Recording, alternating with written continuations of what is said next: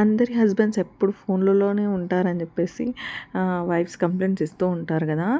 మా హస్బెండ్ కూడా అంతే, ఎప్పుడు ఫోన్లోనే ఉంటాడు, నాతో తిట్లు తింటూనే ఉంటాడు. కానీ తిట్లు తిన్న ప్రతిసారి ఆయన ఫోన్లోకి వైరల్ వంటకాలు ఏవో ఒకటి ప్రత్యక్షమవుతాయి.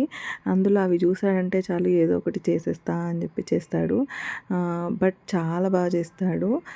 ఆయన చేస్తే టేస్ట్ మాత్రం బాగా కుదురుతుంది. అందులో ఈ దహీ బ్రింజాల్ ఎప్పుడైనా మీ హస్బెండ్స్ ఇలా మీకు చేసి పెట్టారా మీరు కోపంగా ఉన్నప్పుడు?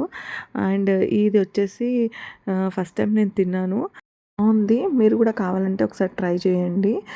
వేడి వేడి రైస్లోకి బాగుంటుంది. బ్రింజాల్ ఇష్టపడే వాళ్ళకు ఈ వంటకం బాగా నచ్చుతుంది.